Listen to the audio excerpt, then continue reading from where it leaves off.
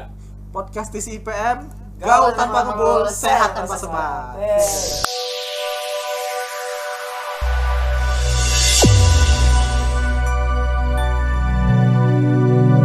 Kan udah beberapa bulan kan ngomongin tagline terus bro. Jadi iya, kan harus hafal. Karena iya. kan sampai ke depan juga harus hafal itu gaul tanpa ngebul. Palingnya selama beberapa bulan ke depan kalau disuruh lagi gini jadi lu nggak ngeblank ya? Nah itu salah satunya. Padahal kan ini baru pertama.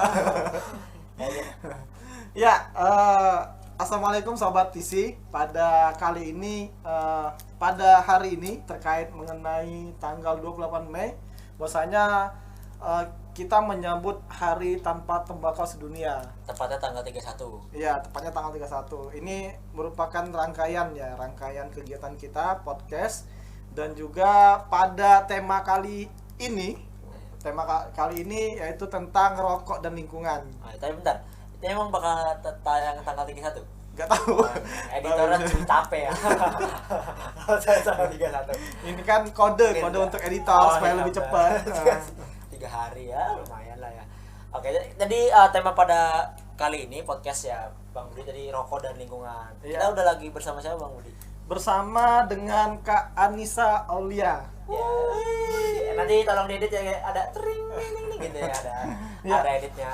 Kak Anissa ini juga dari Ikatan Senat Mahasiswa Kesehatan Masyarakat Indonesia. Oke. Wasekjennya ya Kak. Betul. Ya. Oh, periode 2022 2023. Oh, baru berarti ya. Baru. Masih sampai tahun Oh depan. berarti kalau senat cuma setahun ya Kak? Iya, 1 tahun. Oh setahun, kira bisa 10 tahun kan? Enggak, jadi saya enggak lulus dong. Enggak lagi kalau organisasi kan memang paling setahun 2 tahun gitu sih. Oh iya ya, karena mahasiswa ya. Karena mahasiswa kelamaan kalau ini enggak. Nanti jadi mapala, jadi bukan lagi senat ya.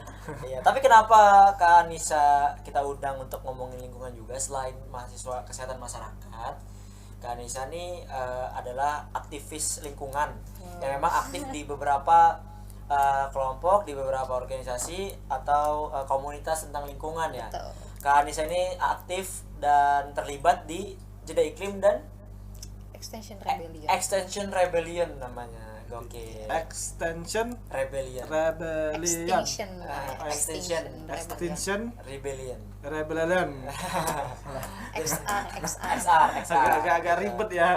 Itu boleh diceritain dulu mungkin Kak, kira-kira kenapa bisa aktif di Jeda Iklim dan XR. Lalu Jeda Iklim dan XR ini memang Kak Anissa bisa sampai terjun ke sana sebagai mahasiswa kesehatan masyarakat. Apa korelasi? Oke. Sekaligus juga sapa juga Kak sama sobat TC seluruh Indonesia. Oke, halo teman-teman. Tadi udah dikenalin sama MC yang kece-kece ini sih. Kalau nama aku Anisha dari Ikatan Senat Mahasiswa Kesehatan Masyarakat Indonesia. Jadi selain itu juga aku jadi climate activist, mungkin lebih ke sebutannya climate aktivis activist. iklim. Itu bahasa Inggrisnya, aktivis oke. iklim. Kalau bahasa Indonesia aktivis iklim di Jeda Iklim. Nah, kebetulan Extension Rebellion ini ada korelasinya sama Jeda Iklim yang memang lebih berfokus pada transisi energi. Kalau si Extinction Rebellion ini, kalau Jeda Iklim ini berfokus pada perubahan iklimnya kayak gitu. Mulainya itu sebetulnya dari 2019 ketika maba itu 2019 udah coba gabung sama Jeda Iklim. Habis itu sampai sekarang coba concern ke ranah iklim, terutama di ranah lingkungan gitu. Kenapa korelasi sama Kesmas? Kebetulan kesehatan masyarakat itu ada peminatan kesehatan lingkungan di dalamnya. Kayak gitu. Tapi saya peminatannya epidemiologi.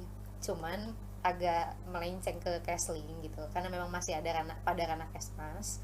Jadi ya terjunnya di ranah kesehatan lingkungan gitu. Oke. Berarti minat awalnya memang pas masuk udah ini ada nih lingkungan, apalagi mungkin punya keresahan tersendiri terkait dengan lingkungan. Betul. Gitu.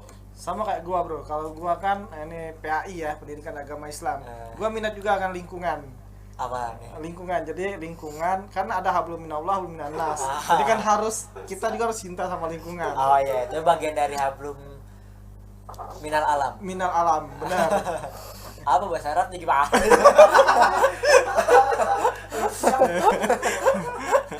Ya Ustadz ya.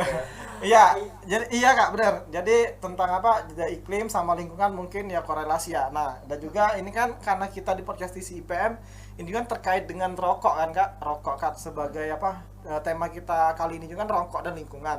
Nah jadi bagaimana menurut Kakak pandangan orang yang perokok mungkin terhadap lingkungan di sekitar, itu ngaruh nggak sih pandangan Kakak? Apa ya nggak ada ngaruhnya, atau ya terserah mereka, rokok ya rokok, lingkungan ya lingkungan kan? Betul. Kalau terkait itu ngaruh dong, sangat ngaruh banget. Bukan menurutku, berdasarkan hasil riset juga kebetulan rokok itu punya pengaruh signifikan terhadap lingkungan gitu. Berdasarkan beberapa riset penelitian juga udah ditemuin kalau misalnya rokok itu banyaknya memang lebih ke yang pertama pencemaran udara kan, itu juga hasil dari asapnya. Yang kedua juga terkait sampah yang memang dihasilkan oleh puntung rokok itu kan, yang mana kan si puntung rokok itu tuh si filternya itu sulit untuk terurainya itu kan bisa 10 tahun lebih gitu kan. Nah itu juga bisa menyebabkan sulit untuk terurai, itu juga susah lingkungannya juga gitu kan, jadi tercemar dan alhasil juga perlu untuk dilakukan penguraiannya juga yang prosesnya juga sangat panjang gitu. Selain itu juga selain di lingkungan juga di lingkungan secara umum, saya di lingkungan hidup, tapi juga untuk si faunanya tersendiri. Biasanya kan di lautan-lautan atau enggak beberapa burung ataupun fauna yang ada di laut itu kan suka, sekarang udah trending banyak tuh tiba-tiba makan sampah plastik, dan pun puntung rokok juga sama kan. Nah itu juga memang selain ke lingkungannya tapi ke ekosistem yang ada di laut atau ekosistem yang ada di faunanya itu sendiri itu bisa untuk lebih mempengaruhi banyak ternyata gitu. Ditambah lagi mungkin karena puntung-puntung rokok ya, misalnya hasil dari produksi tembakau dan konsumsi tembakau itu puntung salah satunya kan mengandung bahan kimia yang ternyata beracun mungkin ya. Ke tanah pun selain nggak bisa diurai mungkin juga merusak unsur hara tanah. Gokil lingkungan bang.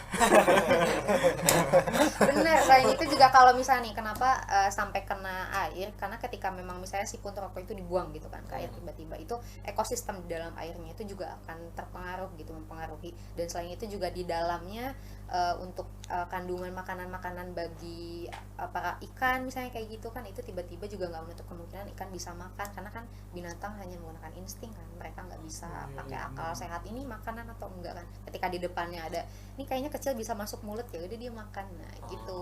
Jadi kalau udah kena asap rokok sudah ternodai jadi makanan itu untuk ini ya. Iya, Bisa karena, ya. abunya juga kan, Abunya iya, abu dari si rokok itu sendiri juga bisa berpengaruh buat lingkungan. Residu. Jadi rokok ini bukan cuman sekedar ini aja bro, kesehatan manusia, tapi kesehatan hewan juga itu berpengaruh, baik itu asap, puntung, bahkan abunya juga itu juga ini ya untuk untuk hewan dan lingkungan. Kalau orang ngerokok abunya dibuang ke pot tanaman nggak jadi pupuk ya, nggak gitu. Yang nggak jadi pupuk justru nggak boleh kan. Atau rokoknya buang di tanah bisa jadi tanaman tembakau ya. Tadi siapa ya ada kayak pernah denger tuh. Ya tadi residu bahan berbahaya dan beracun kan ada di dalam rokok tuh gitu. Di dalamnya juga ada bahan kimia yang tadi disebutin. Salah satunya yang toluidin kan itu nama lain dari karsinogen kan. Nah karsinogen itu nama lainnya toluidin. Nah, itu juga bisa menyebabkan yang kanker kayak gitu kan, dari karsinogen tuh gitu. Tapi memang di lingkungan juga berkorelasi sebetulnya satu sama lain gitu kalau dilihat. Tapi kalau boleh mungkin Anissa menjelaskan ke teman-teman atau sobat isi semua yang akan nonton nanti ya, apa alur dari kerusakan lingkungan yang terjadi dari rokok nih, gambarannya seperti apa gitu, mulai dari kalau tadi kan sikat asap sama di air di laut gitu. Tapi kalau misalkan kita berpikir supaya lebih, misalnya kadang kan orang nggak ngerasa sadar itu karena dampaknya nggak terjadi di depan mata ya. Itu mungkin kalau Anissa bisa jelasin alur dari konsumsi atau produksi ya pasca sampai akhirnya itu dinyatakan merusak tuh, mungkin bisa jelasin. Merusak di bagian mana? Ekosistem laut atau tanah atau faunanya nih? Makhluk hidup berarti, fauna boleh. kalau misalnya fauna juga kan ada banyak ya fauna, karena memang si puntung rokok ini lebih cenderung banyak ditemukannya itu dimakannya oleh fauna seperti burung atau enggak fauna-fauna yang ada di laut kan, karena kebanyakan buang sampahnya itu kan ke laut ya, kayak turis-turis kayak gitu, enggak nyalahin turis sih, tapi maksudnya yang perokok sekitar lautan yang sekitar laut itu kan dibuangnya di situ. Nah itu prosesnya itu mungkin biasanya ketika memang si puntung rokok itu dibuang, itu ada, kalau misalnya di laut itu bisa tidak menutup kemungkinan terbawa oleh arus ombak juga bisa. Terus atau enggak kan si puntung rokok itu bisa aja nanti nggak diambilin sama orang-orang gitu, tiba-tiba si ada di ujung-ujung pesisir laut terus keambil sama ombak dan alhasil masuk tuh ke dalam lautnya, atau enggak ada yang main apa sih namanya, speedboat nggak sih yang di itu. Nah mereka kan aku pernah lihat tuh ada yang memang sambil ngerokok dan dibuangnya itu di lautan itu, dibuang. Jadi main speedboat langsung ski langsung ngerokok enggak gitu dong. Jadi misalnya nih oh ya sekarang yang gini ya yang iya nggak sih, iya pokoknya yang di lautan itu loh. Nah aku pernah lihat tuh dia tuh ngerokok, tapi ketika memang udah dikit tinggal puntung dibuang di situ dan alhasil masuk ke dalam lautan, dan si puntung rokoknya itu jadi abu, jadi maksudnya ngeluarin abu kan gitu di sekitaran laut-lautnya itu. Hasil itu juga mempengaruhi kualitas airnya, selain itu juga ekosistem yang ada di dalam lautnya juga mempengaruhi. Iya benar juga, apalagi berbicara sama fauna di air ya bro, nggak mungkin kalau misalkan puntung rokok dibuang langsung dimakan oleh lumba-lumba jadi rokok Samsu, itu kan nggak mungkin kan. Jadi jok saya diambil kan. Iya, terus mungkin tadi ya kita nggak kurang aware ya mungkin ya, bahwa sekecil ya mungkin puntung kan kecil ya Bang Budi, segini gitu, tapi ternyata banyak gitu. Lalu apakah pertanyaan selanjutnya, kalau kan ada beberapa orang yang beralasan kalau ya udah gue kalau ngerokok gue nggak buang puntung sembarangan kok misalnya. Ini praktisnya ya, ini praktisnya puntung misalnya gue habis rokok gue nggak buang puntung sembarangan, ditaruh kantong dulu itu.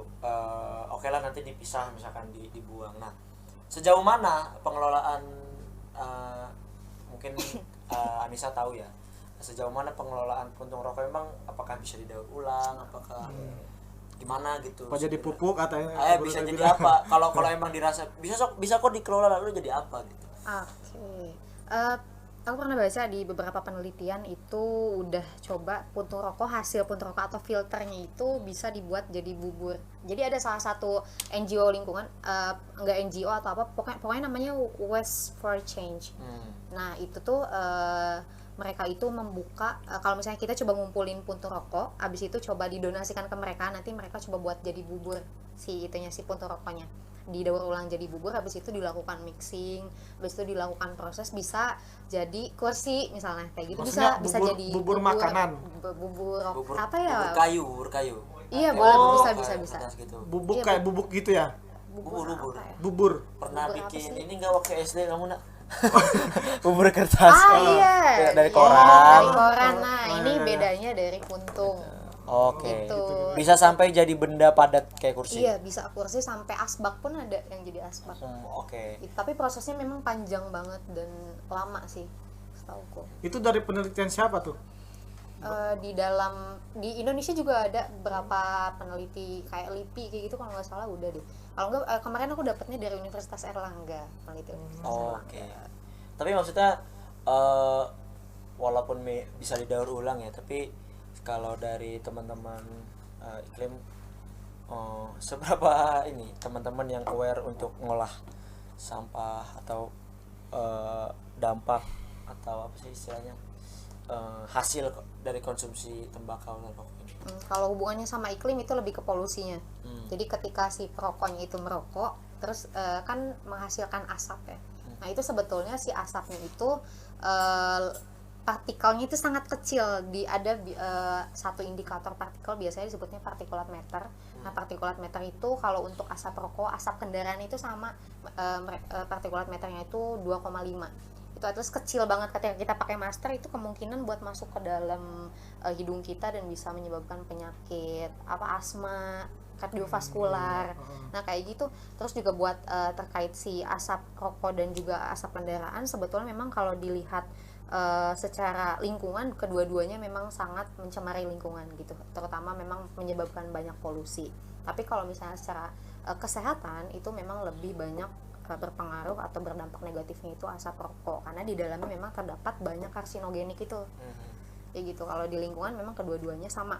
Tapi memang ada salah satu penelitian juga nih, ketika dilakukan pemanasan kendaraan, ternyata si kendaraan ataupun si asap rokok itu ketika memang coba untuk di mix nih, ada pada satu waktu digabungin gitu kedua asap tersebut, itu jadi menaikkan si polusi udaranya gitu, jadi 10 kali lipat lebih naik ternyata gitu. Iya bener, orang sembarangan juga. Kayak pernah nggak sih bro lo pas pakai motor ya, ada orang yang ngerokok atau dari mobil, puntung rokoknya kena mata kitanya sampai ngucek-ngucek kan. Kadang sama bungkus-bungkusnya Bang. Kalau bungkus mah itu emang Pokoknya bukan terbang ya, emang yang aja dilempar ya. Itu. ya. Tapi memang kalau kita terkait memang rokok ini dari puntung asap sama debunya emang ini ya berpengaruh banget ya terhadap lingkungan ya. Jangan kan dari puntung, dari mulai kemasannya aja nih, dibungkusnya pakai plastik, terus bungkusnya juga pakai kardus. Dan habis itu iya, dalamnya benar. juga nih dari atas sampai bawah foil. sampai filternya tuh, iya itu ada selulosa asetat kan. Itu tuh salah satu mikroplastik yang sulit banget untuk terurai gitu. Jadi dia mulai memproduksinya aja emang udah mempengaruhi lingkungan. Iya. Apalagi sekarang udah banyak ini ya rokok-rokok ilegal ya. Kayak rese, comel itu kan rokok-rokok yang berasa itu kan. Ada rasa matcha, rasa strawberry itu. Nah, terakhir ada sambil rasa yang tertinggal. Aduh. Ngomong-ngomongin perasaan aja. Aduh. Tapi kalau puntung rokok itu dibakar, dia habis nggak sih? Apa puntung rokok itu dibakar? Ya maksudnya sampah puntung ya. Kalau plastik kan dia dibakar itu nggak habis ya, dia lengket di tanah gitu ya. Kalau puntung rokok nggak habis ya? Itu kan filternya itu loh, puntung rokok itu ada filter. Nah si filternya itu kan tadi mikroplastik, jadi Oh itu susah. termasuk mikroplastik. Iya si filternya yang itu loh, yang busa-busanya itu. coklat itu loh. Yang paling ujung. Nggak tahu kenapa ya langsung habisin aja ya seharusnya ya, rokok langsung ditelan itu, jadi kan sampahnya nggak Iya, ini harusnya kan. seharusnya. Sulit itu, sulit buat terurai makanya. Iya. Tapi kalau terkait dengan tumbuhan kak, misalkan karena asapnya itu tuh mempengaruhi dia untuk tinggi nggak, misalnya udah tanaman baru 1 minggu lah langsung tiba-tiba kena asap rokok mati, itu bisa nggak sih? Iya, bisa, tergantung dari seberapa sering si tanaman tersebut terkena asap rokok. Misalnya kalau di pekarangan rumah ada bapak-bapak yang merokok, itu kan at least sering ya kena sebelahan nih misalnya, atau enggak dia ngudut di sini terus asbaknya di sini. Itu bisa mempengaruhi fotosintesis dari tanaman tersebut. Jadi fotosintesisnya tidak berjalan sebagaimana mestinya. Alhasil tanaman tersebut tidak mudah untuk bertumbuh dan juga bisa mudah layu gitu. Terus juga enggak menjadi berbuah sebagai contohnya kayak gitu. Yes. Tadi kalau dampak yang ya mininya ya kan, kurang lebih ya tadi soal asap, kalau ke hewan yang harus ekosistem, terus ke tumbuhan tadi ya mungkin bisa merusak sini. Yang lebih signifikan mungkin Nis, kaitannya karena Nisa juga kebetulan climate aktivis ya. Apa signifikansinya antara konsumsi rokok dan dampaknya terhadap perubahan iklim? Sampai sana nggak sih kita, maksudnya sampai sana nggak sih dampaknya gitu? Sampai ke perubahan iklim. Iya, sampai ke perubahan iklim tuh penjelasannya gimana? Ada nggak?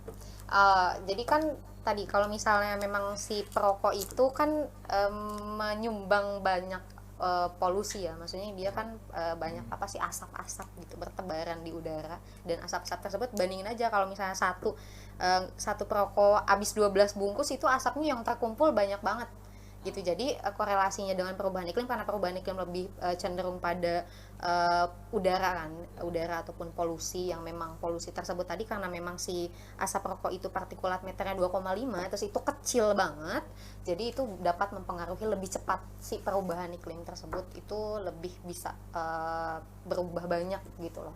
tidak sebagai si udara yang kerasanya itu biasanya cenderung suka lebih mudah engap kalau misalnya kita ada di satu udara yang ini kayaknya udah nggak sehat. Jakarta tuh kalau misalnya kita lihat di atas tuh gedung udah nggak kelihatan lagi, gedung-gedungnya yang ada tuh asap-asap kayak udah warnanya hitam-hitam. Nah, itu karena polusi udara. Bukan itu polusi udara kayak. Kayak dulu tuh di Sumatera kan banyak kali asap-asap kan, kalau dulu kan lagi ini itu berpengaruh banget kan terhadap ini lingkungan. Juga ini Kak kita juga kan memang terkait dengan pengendalian tembakau ini kan kita juga selain